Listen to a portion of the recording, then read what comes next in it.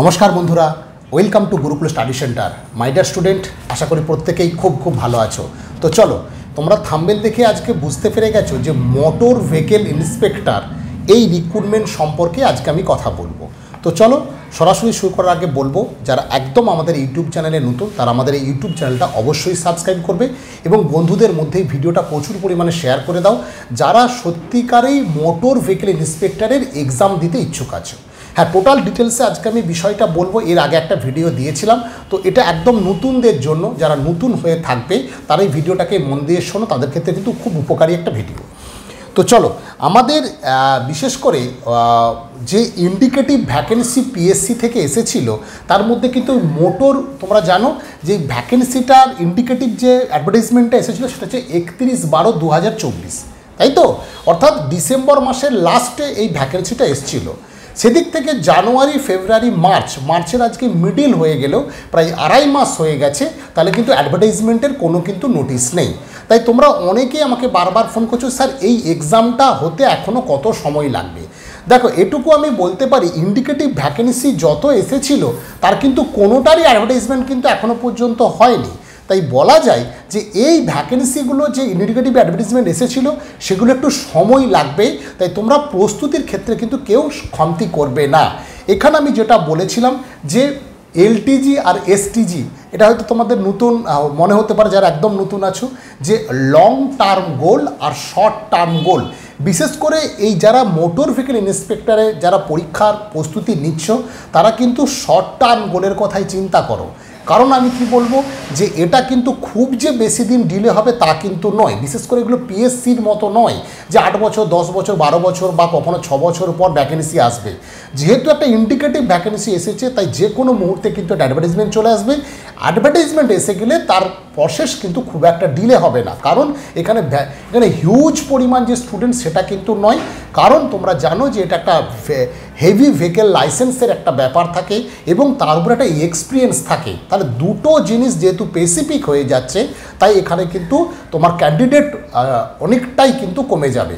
কিন্তু যাদের এক্সপিরিয়েন্সও আছে, যাদের হয়তো লাইট ভেহিকেল বা হেভি ভেহিকেল সবগুলো তারা কমপ্লিট করে নিয়েছো, তারা ভাবছে হয়তো যে কোনো পরীক্ষা হবে না, অনলি ইন্টারভিউ হলে হতে পারে, আমি চাকরি পেয়ে যাব। তা কিন্তু বিষয়টা নয়।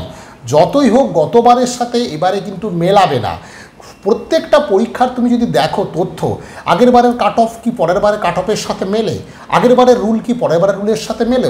অনেকক্ষণ তোমার পিএসসির ক্ষেত্রে দেখা গেছিলো, গতবারের পিএসসিতে কী ছিল যে তোমাকে যখন একটা ইন্টারভিউ কোয়ালিফাইং মার্কস ছিল, এবারে কিন্তু সে কোয়ালিফাইং মার্কসটা তুলে দেওয়া হলো। তার কত বড় একটা যুগান্তকারী পরিবর্তন।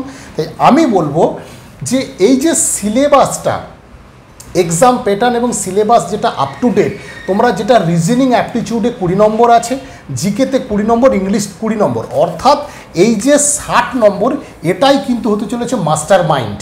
এই 60 নম্বরের সাথে সাথে এই যে টেকনিক্যাল 60 নম্বর আছে সেটাও কিন্তু সবথেকে ভাইটাল।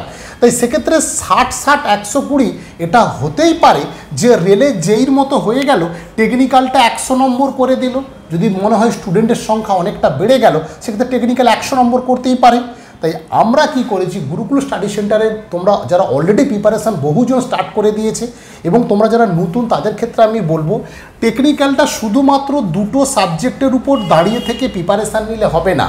তাই আমরা মেকানিক্যাল সেকশান এবং অটোমোবাইল সেকশানে যেগুলো খুব লাগবে, তাই আমরা কিন্তু মোটামুটি 5 থেকে 6টা সাবজেক্টকে প্রথম থেকে ভালো করে তৈরি করাবো একদম হাতে কলমে। টেকনিক্যাল সাবজেক্টটা আমরা বেশি করে রাখছি, কারণ সেখান থেকে যদি কিছু একটা উলটপালট কোশ্চেন চলে আসে তাহলে কিন্তু তোমার অবস্থা খারাপ হয়ে যাবে। কারণ বলছি, প্রতিটা স্টুডেন্ট দেখো, রিজনিং অ্যাপটিটিউড এবং জিকে এবং ইংলিশ এই 3টে জায়গায় কিন্তু অনেকেই 19-20 হবে এবং সেখানে 16-20 হবে।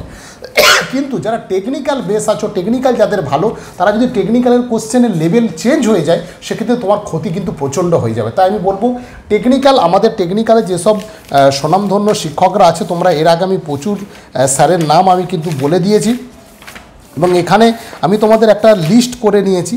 সেই লিস্টে কিন্তু তোমাদের যেটা আছে, থার্মোডাইনামিক্স, আইসি ইঞ্জিন, অটোমোবাইল, আরএসি, থার্মোডাইনামিক্স, আইসি ইঞ্জিন, অটোমোবাইল, আরএসি এবং তার সাথে কিন্তু ইঞ্জিনিয়ারিং মেকানিক্স এবং টম, এগুলো কিন্তু আমরা এই 6-7টা সাবজেক্ট কিন্তু তোমাদের এর জন্য কিন্তু ভালো করে আমরা আগে পড়িয়ে নেব। বিশেষ করে এই তিনটে সাবজেক্ট থার্মোডাইনামিক্স, আইসি ইঞ্জিন, অটোমোবাইল, এই জায়গাগুলো থেকে।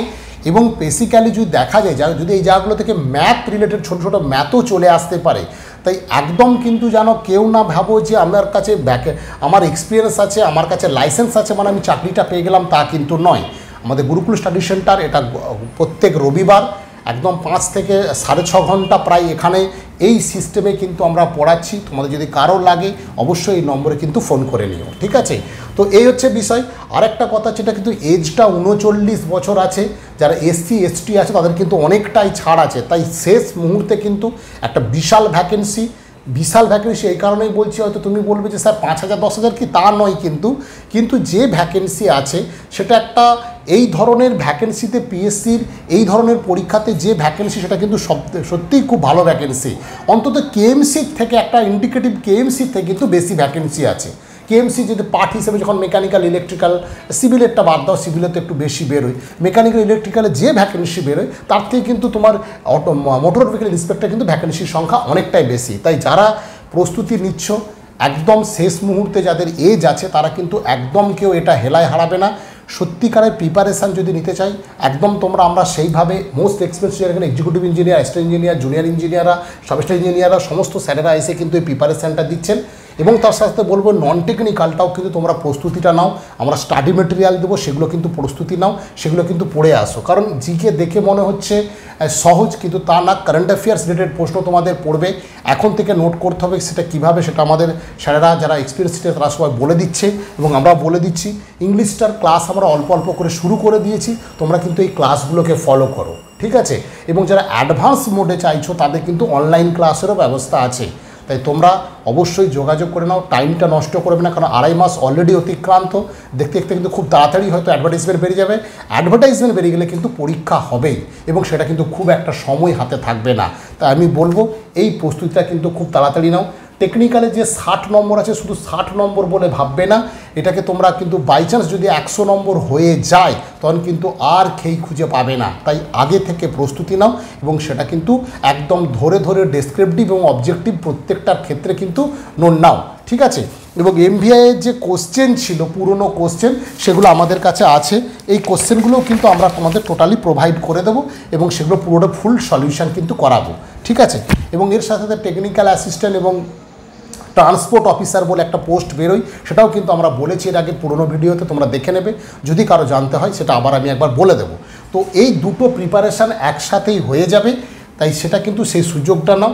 আর যারা সত্যিকারের এজেন্ট হয়ে গেছে, এটা সুবিধা কি যে কোর টেকনিক্যাল প্রিপারেশানটা নিলে আগামী দিনে কেএমসি বা কেএমডি যদি ভ্যাকেন্সি বেরোবে, এটা 100% যদি না বেরোবেই, তাহলেও কিন্তু এই সুযোগটাও এই টেকনিক্যাল প্রিপারেশনে কিন্তু এই ভ্যাকেন্সিটাও তুমি ফিল আপ করতে পারবে এবং সেক্ষেত্রে প্রস্তুতিটা নিতে পারবে, ঠিক আছে? আজকে এ পর্যন্তই। তাই এমভিআই যে ভ্যাকেন্সি সেটা নিয়ে খুব সিরিয়াসলিভাবে পড়ো, একদম কেউ টাইম নষ্ট না করে। বিশেষ করে যারা এজেড হয়ে গেছো একটু প্ল্যানিং করে পড়ো। অনেক কিছু জিনিস পড়লে কিন্তু হবে না, কোন জায়গাটা থেকে কোশ্চেন আসার সম্ভাবনা সেই জায়গাটা ধরে ধরে পড়ো, ঠিক আছে? আজকে এ পর্যন্ত, প্রত্যেকে ভালো থেকো। এনি এনকোয়ারি আমাদের যে নম্বর দেওয়া আছে সেই নম্বরে ফোন করো। আমাদের কোর টেকনিক্যাল এবং non technical only MVI class যেটা আমরা কিন্তু দিচ্ছি প্রত্যেক রবিবারকে রবিবার, এবং সেখানে একদম দক্ষ এক্সপিরিয়েন্স গভর্নমেন্ট ইঞ্জিনিয়াররাই কিন্তু এটা পড়াচ্ছেন। তোমরা কিন্তু এটা ক্লাস করতে পারো এবং সেটা কিন্তু আমরা রবিবার রেখেছি, ঠিক আছে?